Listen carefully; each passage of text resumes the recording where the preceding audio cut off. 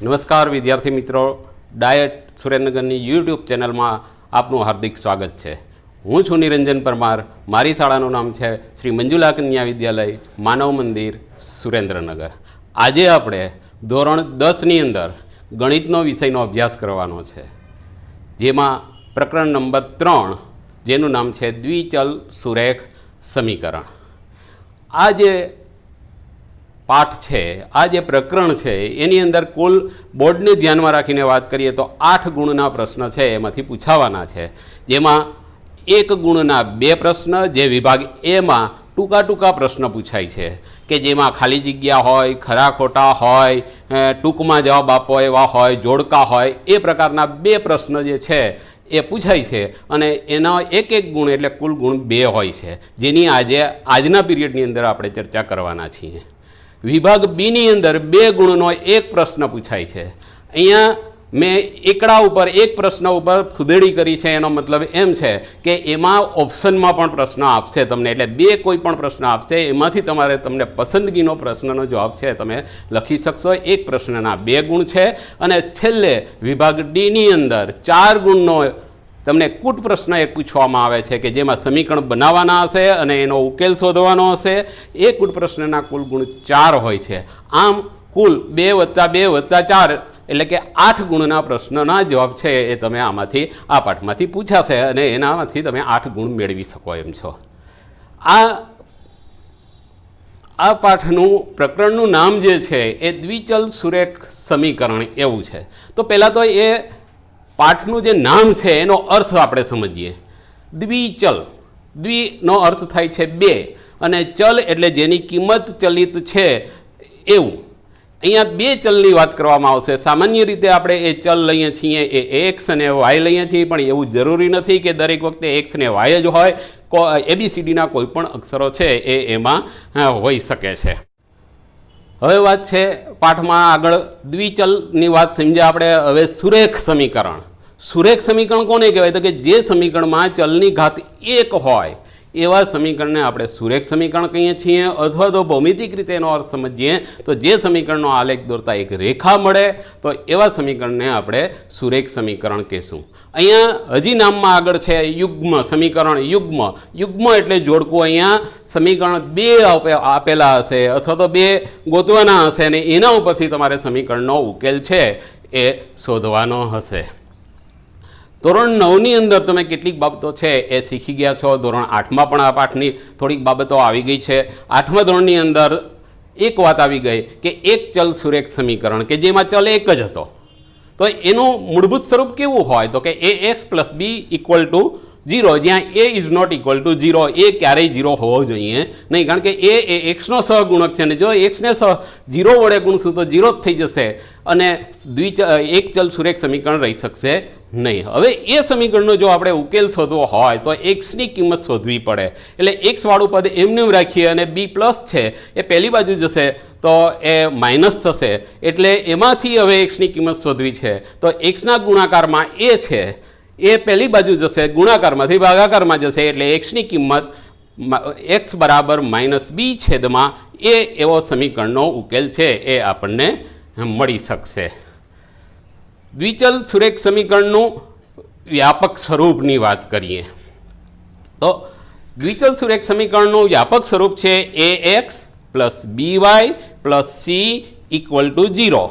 અહીંયા શરત એક આપી છે, a² + b² is not equal to 0. જો અહીંયા સામાન્ય રીતે આપણે શું કરીએ છીએ કે સુરેખ સમીકરણનું વ્યાપક સ્વરૂપ આપણને ખબર હોય છે, શરત ઉપર ક્યારેય આપણે ધ્યાન દેતા નથી.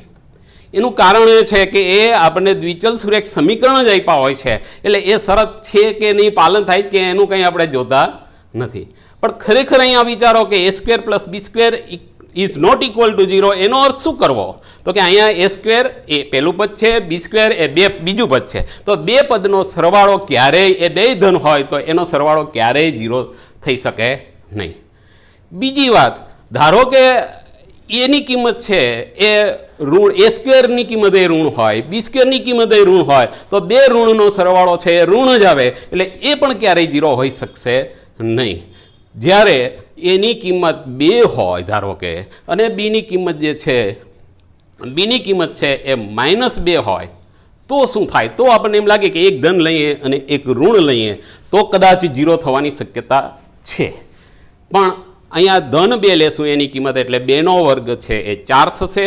બીની કિંમત છે એ -2 લેશું તો -2નો વર્ગ એ 4 થશે, એટલે 4 + 4 ઇઝ ઇક્વલ ટુ 8 થશે. એ 0 આવી શકશે નહીં. તો આપણને એમ થાય કે એ 0 ક્યારે આવે? તો કે જો એની કિંમત 0 હોય, બીની કિંમત 0 હોય તો જ a² + b² = 0 આવી શકે. એટલે અહીંયા કીધું છે કે એની કિંમત અને બીની કિંમત એક સાથે ક્યારેય શૂન્ય હોઈ શકે નહીં, તો જ આ સમીકરણ છે એ દ્વિચલ સુરેખ સમીકરણ કહી શકીએ. જ્યાં એ છે, બી અને સી જે છે એ અચળ પદ છે જેની કિંમત ક્યારેય બદલાતી નથી. જ્યારે એક્સ અને વાય જે છે એ ચલ છે એ જુદી જુદી કિંમતો ધારણ કરી શકે છે. હવે દ્વિચલ સુરેખ સમીકરણ યુગ્મનું વ્યાપક સ્વરૂપની વાત કરીએ તો એનું વ્યાપક સ્વરૂપ છે aix + byy + ci = 0, જ્યાં ai² + bi² is not equal to 0, જ્યાં આઈની કિંમત 1 પણ હોઈ શકે અને 2 પણ હોઈ શકે. જ્યારે આઈની કિંમત આપણે 1 લેશું એટલે પહેલું સમીકરણ મળશે, આઈની કિંમત 2 લેશું એટલે બીજું સમીકરણ મળશે. તો આ રીતે આપણને 2 સમીકરણ યુગ્મમાં 2 સમીકરણ મળશે. a1x + b1y + c1 = 0, જ્યાં શરત રહેશે a² + b² is not equal to 0. બીજું સમીકરણ આપણને મળશે a2x + b2y + c2 = 0, જ્યાં શરત રહેશે a2² + b2² is not equal to 0. મતલબ કે a1 અને b1 એક સાથે શૂન્ય ન હોઈ શકે અથવા a2 અને b2 જે છે એ પણ એક સાથે શૂન્ય હોઈ શકે નહીં. હવે આપણે દ્વિચલ સુરેખ સમીકરણ યુગ્મને એક ઉદાહરણ દ્વારા સમજવાનો પ્રયત્ન કરીએ. એમાં પહેલું સમીકરણ છે a1x + b1y + c1 = 0 અને a2x + b2y + c2 = 0. દાખલા તરીકે 2 સમીકરણ આપણને આપેલા છે કે 2x + 3y - 30 = 0 અને બીજું સમીકરણ એવું આપ્યું છે 3x + 2y - 12 = 0. તો હવે તમે આ બંને સમીકરણને ઉપલા જે વ્યાપક સ્વરૂપના સમીકરણ સાથે સરખાવશો તો તમે જોઈ શકશો કે a1ની કિંમત આપણને 2 મળે છે, b1ની કિંમત છે એ 3 મળે છે, c1ની કિંમત છે એ -13 મળે. એ જ રીતે a2ની કિંમત છે એ 3 મળે, b2ની કિંમત છે એ 2 મળે અને c2ની કિંમત છે એ -12 મળશે. આનો પ્રયત્ન કરીએ, કારણ કે વ્યવહારની અંદર જે છે એ ગાણિતિક ભાષામાં વર્ણનાત્મક આપ્યું હોય તો એ વર્ણન ઉપરથી આપણે કઈ રીતે સમીકરણ બનાવી શકીએ એ માટેનું એક પ્રયત્ન કરી લઈએ. એક સાદું સિમ્પલ ઉદાહરણ લઈ લઈએ કે એક પેન અને એક પેન્સિલની કુલ કિંમત ₹20 છે. 2 પેન અને 3 પેન્સિલની કુલ કિંમત ₹45 છે ને દ્વિચલ સુરેખ સમીકરણ સ્વરૂપે દર્શાવો. આવો પ્રશ્ન 1 માર્કની અંદર વિભાગ એની અંદર તમને પૂછાઈ શકે છે. એક પેન ને એક પેન્સિલના ₹20 છે, પણ પેનના કેટલા છે, પેન્સિલના કેટલા છે એ આપણને ખબર નથી. તો પહેલાં આપણે ધારી લેવું પડે કે ધારો કે પેનની કિંમત છે એ X રૂપિયા છે, પેન્સિલની કિંમત ₹Y છે. હવે વાક્ય ફરીથી જોઈએ કે એક પેન અને એક પેન્સિલ એટલે કે X + y બરાબર કુલ કિંમત 20 છે એટલે બરાબર 20. એટલે પહેલું સમીકરણ આપણને મળશે x + y = 20. બીજી વાત કરીએ કે બીજું વાક્ય એવું છે કે 2 પેન. હવે જો એક પેનના X રૂપિયા હોય તો 2 પેનના એના બમણા એટલે કે 2x રૂપિયા થાય. એક પેન્સિલના y રૂપિયા હોય તો 3 પેન્સિલના 3y રૂપિયા થાય. એ બે સાથે ખરીદો તો ₹45 આપવા પડે છે. મતલબ કે 2x + 3y = 45 થશે.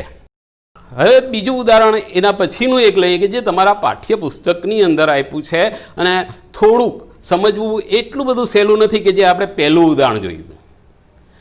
એમાં એવું કહેવામાં આવે છે કે અખિલા ગામના મેળામાં ચગદોડમાં બેસે છે. અખિલા એક કોઈ પાત્ર છે, એક દીકરી છે. તેનો ખર્ચ ₹3 ચગદોડમાં બેસવાનો છે. એકવાર ચકદોડમાં બેસે એટલે 3 રૂપિયા આપવા પડે છે અને ઉપલાની રમત રમે છે તેનો ખર્ચ 4 રૂપિયા છે. જો અહીંયા આપણા માટે એક નવો શબ્દ આવ્યો, ઉપલા. તમે ઘણા બધા મિત્રો આમાંથી રહીમાં હશો, મેળામાં ગયા હશો, પણ આપણને ખ્યાલ નથી હોતો કે ઉપલા એ રમત શું છે. તો મેળામાં જાઓ છો ત્યારે તમે જોતા હશો કે પહેલી રીંગ ફેંકવાની અને ઇનામ જીતો. જુદા જુદી વસ્તુ સામે મૂકેલી હોય, કોઈ સાબુ મૂકે ને બિસ્કિટના પેકેટ હોય ને જુદી જુદી વસ્તુઓ મૂકેલી હોય ને તમારે રીંગ ફેંકવાની. જો રીંગ એ વસ્તુની અંદર બરાબર ફિટ બેસી જાય તો એ ઇનામ તમારું હોય છે. એ રમતને ઉપલાની રમત કહેવાય છે. એટલે એકવાર રમે ને તો 4 રૂપિયા થાય છે. અખિલા આ 2 જ રમત રમે છે, એ સિવાયનો બીજો કોઈ ખર્ચ નથી કરતી, તો પણ એને 20 રૂપિયા ખર્ચ કરે છે. પછી એમ આગળ કહે છે કે તે જેટલી વખત ઉપલા રમી તેની સંખ્યા એ ચકદોડમાં સવારી કરી એના કરતાં અડધી છે, તો એના માટે દ્વિચલ સુરેખ સમીકરણ સ્વરૂપે આ વાતને તમારે દર્શાવવાની છે. હવે અહીંયા ખર્ચ જે છે 20 રૂપિયા છે, ચકદોડમાં બેસવાના 3 રૂપિયા છે અને ઉપલા રમત રમવાના 4 રૂપિયા છે. એટલે 3 ને 4 7 થાય, પણ અહીંયા તો 20 રૂપિયા ખર્ચ કરે છે. એનો મતલબ એમ છે કે અખિલા જે છે એ ચકદોડમાં કંઈક જુદી જાજી વાર બેઠી હશે અને ઉપલા પણ એક કરતાં વધારે વાર રમી હશે. કેટલી વાર રમી, કેટલી વાર ચકદોડમાં બેઠી એ આપણને ખબર નથી. તો ધારી લઈએ કે ધારો કે અખિલા છે એ ચકદોડમાં બેસી છે, એની સંખ્યા x છે અને એ ઉપલા રમે છે એની સંખ્યા છે એ y છે. એ જેટલી વાર ઉપલા રમી તેની સંખ્યા એ ચકદોડમાં બેઠી એના કરતાં અડધી છે. ઉપલા કેટલી વાર રમી છે તો કે y. ઉપલા રમી એનો આપણે સંકેત ધાર્યો છે y. તો એ yની કિંમત કેટલી તો કે ચકદોડમાં બેઠી એના કરતાં અડધી. ચકદોડમાં બેઠી એના માટે શું ધાર્યું છે તો કે x. તો y બરાબર 1/2 x. હવે 2 જે છેદમાં છે એ 2 છેદમાં છે તો પહેલી બાજુ જશે બરાબરની, એટલે ગુણાકારમાં જશે, એટલે 2y બરાબર x થશે અને y વાળું પદ પણ આપણે x તરફ લઈ જઈએ તો x ઓછા 2y બરાબર 0 એવું આપણને પહેલું સમીકરણ છે એ પ્રાપ્ત થશે. હવે આપણે જોઈએ કે ઉપલા ચકદોડમાં બેસવાનો જે ખર્ચ છે એ 3 રૂપિયા છે. એકવાર બેસે એટલે 3 રૂપિયા, પણ અહીં તો ચકદોડમાં કેટલી વાર બેઠી છે તો કે x વખત બેઠી છે, એટલે એનો ખર્ચ કુલ 3x રૂપિયા થશે. અને ઉપલા જે રમત રમી છે એ y વાર રમી છે અને એનો એક વખત રમવાનો ખર્ચ 4 રૂપિયા છે, એટલે કુલ ખર્ચ છે 4y થશે. આમ કુલ ખર્ચ એણે 20 કર્યો છે. એટલે આપણને બીજું સમીકરણ એવું પ્રાપ્ત થાય કે 3x વત્તા 4y બરાબર 20. હવે આગળ જોઈએ આપણે તો કે આ જે દ્વિચલ સુરેખ સમીકરણ આપણને પ્રાપ્ત થાય છે એના ખાસ તો આપણે ઉકેલ મેળવવાની વાત છે એ કરવાની છે. હવે દરેક દ્વિચલ સુરેખ સમીકરણના ઉકેલ હોય એવું જ નથી, હોય પણ ખરા, ના પણ હોય. જો સમીકરણને ઉકેલ ન હોય તો એવા સમીકરણને સુસંગત સમીકરણ નથી એવું કહેવામાં આવે છે, અને જો ઉકેલ હોય તો એવા જે સમીકરણ છે એ બધા સુસંગત સમીકરણ છે એમ કહી શકાય છે. હવે ઉકેલ મળે તો બે વાત થાય. એક તો અનન્ય ઉકેલ હોય કાં તો અનંત ઉકેલ હોય. અનન્ય ઉકેલ એટલે એક અને માત્ર એક. જો અનન્યનો અર્થ બરાબર સમજજો. અનન્ય એટલે એક અને માત્ર એક, મતલબ કે એકથી વધારે પણ નહીં, એકથી ઓછા પણ નહીં. અને અનંત ઉકેલ એટલે તો અસંખ્ય ઉકેલો જે છે એ મળતા હોય છે, અને એના જો સમીકરણ આપણે શોધવા જઈએ તો એ બરાબર સુરેખ અવલંબી સમીકરણ છે એ આપણે કહીએ છીએ એને. હવે આ સમીકરણના ઉકેલ માટે આપણે એક ગ્રાફની મદદથી, હમણાં જે આપણે ઉદાહરણ 2 જોયું ઉપલાની રમતનું, એના મદદથી આપણે સમીકરણ બનાવ્યા તો પહેલું સમીકરણ બન્યું હતું x ઓછા 2y બરાબર 0 અને બીજું સમીકરણ બનાવ્યું હતું 3x વત્તા 4y બરાબર 20. હવે ધોરણ 9ની અંદર તમે સુરેખ સમીકરણના આલેખો છે દોરવાનું શીખી ગયા છો, એટલે હું એમાં આગળ વધતો નથી. પણ એના આલેખ જો દોરવામાં આવે તો તમને જે અહીંયા આકૃતિમાં ગ્રાફમાં બતાવ્યું છે એવા 2 સમીકરણના આલેખ 2 રેખાઓ મળશે, અને એ 2 રેખાઓ જો મળે કેવી મળે છે તો કે એક બીજીને એ એક બિંદુમાં છેદે છે. જેટલા બિંદુમાં છેદતી હોય, એક બિંદુમાં છેદે છે, એનો મતલબ એમ કે આ સમીકરણને એક ઉકેલ છે અને આ બે સમીકરણો સુસંગત સમીકરણો છે. હવે સમીકરણનો ઉકેલ અહીંયા શું છે? તો કે અહીંયા કયા બિંદુ એ બે છેદે છે? તો કે એ જે સમીકરણ બે બિંદુમાં જે બિંદુમાં છેદે છે એના ઉપર એક્સ અક્ષ ઉપર તમે જાઓ છો, નીચે જાઓ છો તો 4માં છેદે છે, વાય અક્ષ ઉપર લંબ તરફ જાઓ તો એ 2માં છેદે છે. મતલબ એનો ઉકેલ જે છે એ 4 અને 2 છે.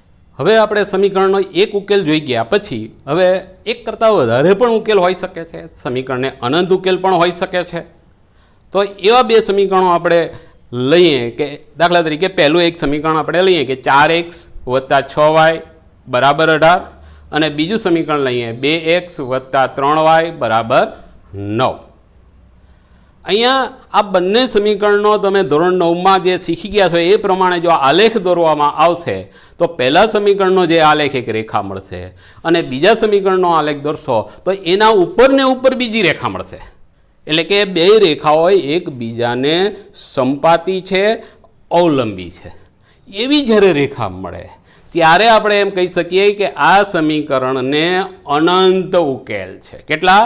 તો કે અનંત ઉકેલ. એનો કોઈ માપ જ નથી, કારણ કે ઉકેલ કોને કેવો? તો કે જેટલા બિંદુઓ બંને રેખા ઉપર હોય એટલા એને ઉકેલ હોય. તો અહીં તો આખી રેખા એકબીજા ઉપર છે એટલે બધા જ રેખા પરના બધા જ બિંદુ બંનેમાં છે, માટે આવા સમીકરણને અનંત ઉકેલ છે.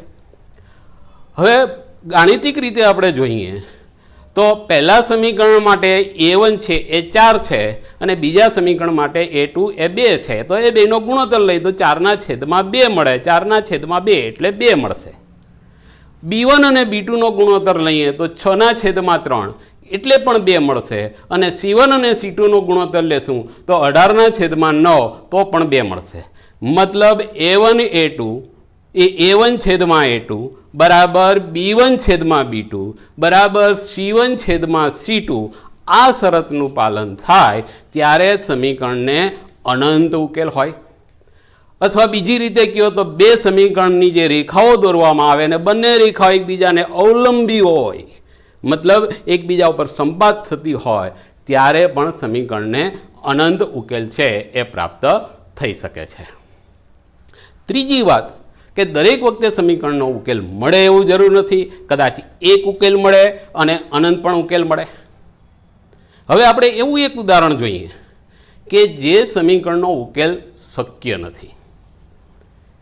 દાખલા તરીકે 2x + 4y - 12 = 0 અને બીજું સમીકરણ લઈએ x + 2y - 4 = 0.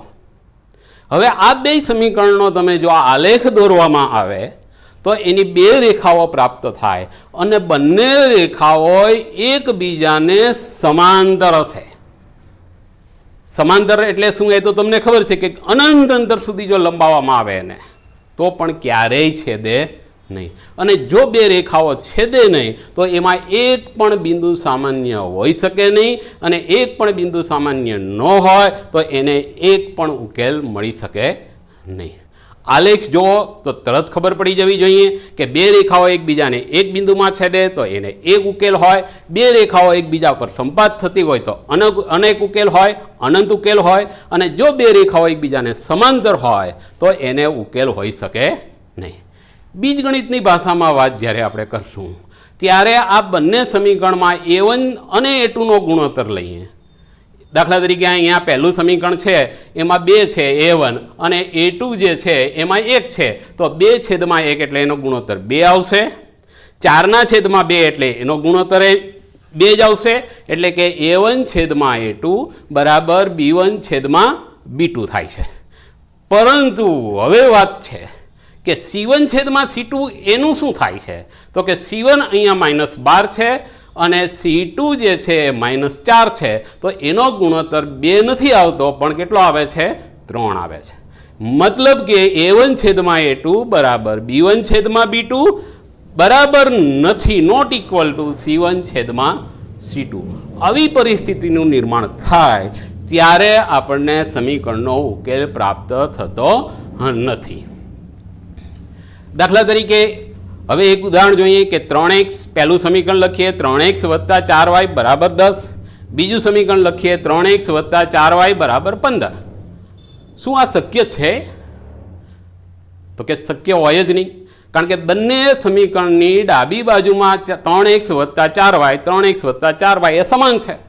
તો જમણી બાજુ જો ડાબી બાજુ સમાન હોય તો જમણી બાજુ પણ સમાન હોવી જોઈએ, તો જ એ એક સમીકરણ થઈ શકે.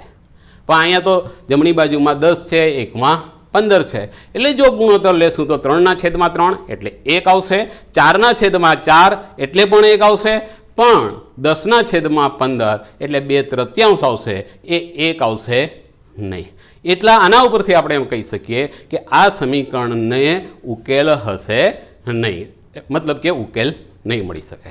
હવે થોડાક દઢીકરણ માટે આપણે આગળ વધીએ કે તમે જેટલું શીખા છો. શું શીખા?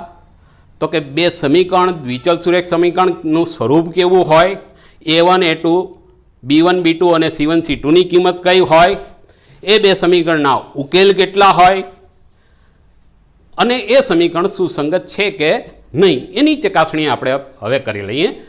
એમાં પહેલું ઉદાહરણ લઈએ તો x ઓછા 2y બરાબર 0, બીજું સમીકરણ છે 3x વત્તા 4y માઇનસ 20 બરાબર 0. તો અહીંયા જુદી જુદી કિંમતો શોધીએ આપણે. A1 છેદમાં A2ની કિંમત શોધીએ તો 1/3 મળે, B1 છેદમાં B2ની કિંમત શોધીએ તો -2/4 એટલે કે -1/2 મળશે. C1 છેદમાં C2ની કિંમત શોધશું તો એ 0/-20 એટલે 0 મળશે. અહીંયા તમે જોવો તો A1 છેદમાં A2 બરાબર નથી B1 છેદમાં B2. પછી C1 C2નું જે થવું એ, પણ આ પહેલી શરત એ છે કે A1 અને A2નો ગુણોત્તર અને B1 અને B2નો ગુણોત્તર જો સમાન ન હોય તો એની જે સમીકરણ મળે એનો આલેખ સ્વરૂપમાં આપણે દર્શાવશું તો એની બે છેદતી રેખાઓ આપણને પ્રાપ્ત થશે અને એવા સમીકરણ છે એને એક જ ઉકેલ હશે, મતલબ કે અનન્ય ઉકેલ હશે અને એનો આલેખ છે એ બે રેખાઓ એકબીજાને છેદશે. બીજું ઉદાહરણ લઈએ કે 2x વત્તા 3y -9 બરાબર 0, 4x વત્તા 6y -18 બરાબર 0. તો અહીંયા પણ એ જ કામ કરવાનું છે. A1 અને A2નો ગુણોત્તર શોધો તો 2/4 થાય છે, મતલબ 1/2 થાય છે. B1 છેદમાં B2નો ગુણોત્તર શોધો તો 3/6 થાય છે, એનો મતલબ એ છે કે એ 1/2 થાય છે. C1 છેદમાં C2નો ગુણોત્તર શોધો તો -9/-18 એટલે એ પણ 1/2 આવે છે, મતલબ ત્રણેય ગુણોત્તર A1 છેદમાં A2નો, B1 છેદમાં B2નો, C1 છેદમાં C2 આ ત્રણ ગુણોત્તર સરખા આવે છે. એ ત્યારે જ સરખા આવે કે જ્યારે એને અનંત ઉકેલ હોય. એટલે જ્યારે એ સરખા આવશે ત્યારે એને અનંત ઉકેલ છે, એટલે સમીકરણને અનંત ઉકેલ હશે અને એ સમીકરણની જો રેખાઓ દોરવામાં આવશે તો બંને રેખાઓ એકબીજા ઉપર સંપાતી હશે. હજી એક ઉદાહરણ આગળ જોઈ લઈએ કે x વત્તા 2y -4 બરાબર 0 અને 2x વત્તા 4y -12 બરાબર 0. તો એના માટે પણ આપણે A1 A2ની કિંમત શોધીએ. A1 છેદમાં A2ની કિંમત શોધીએ તો 1/2 આવે છે. B1 છેદમાં B2ની કિંમત શોધીએ તો 2/4 એટલે 1/2 આવે છે. પણ C1 છેદમાં C2 -4 છેદમાં -12 એટલે 1/3 આવે છે. આના ઉપરથી આપણે જોઈ શકીએ કે A1 છેદમાં A2 બરાબર B1 છેદમાં B2 છે, પણ બરાબર નથી C1 છેદમાં C2. જો પહેલા બે સમાન હોય પણ C1 અને C2 સમાન ન થાય તો એનો આલેખ છે એ બે રેખાઓ સમાંતર મળશે અને એનો મતલબ એમ છે કે આ સમીકરણોને ઉકેલ હશે નહીં.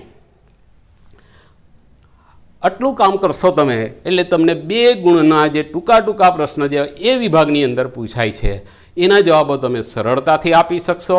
આવા જે આજે મેં તમને સમજાવ્યું છે એવા દાખલાઓ સ્વાધ્યાય 3.2ની અંદર દાખલા નંબર 3 અને 4માં આપેલા છે. વિદ્યાર્થી મિત્રો, એ તમારું ગૃહ કાર્ય, તેમાં તમે એમાં થોડી મહેનત કરશો એટલે બરાબર સમજાઈ જશે અને 2 ગુણ છે એ તમે પ્રાપ્ત કરી શકશો. હવે પછી ફરી મળીશું ત્યારે આ સમીકરણના ઉકેલો કઈ રીતે શોધી શકાય, જુદી જુદી રીત છે, જે 3 રીત છે એની વાત કરશું. ત્યાં સુધી વિરામ.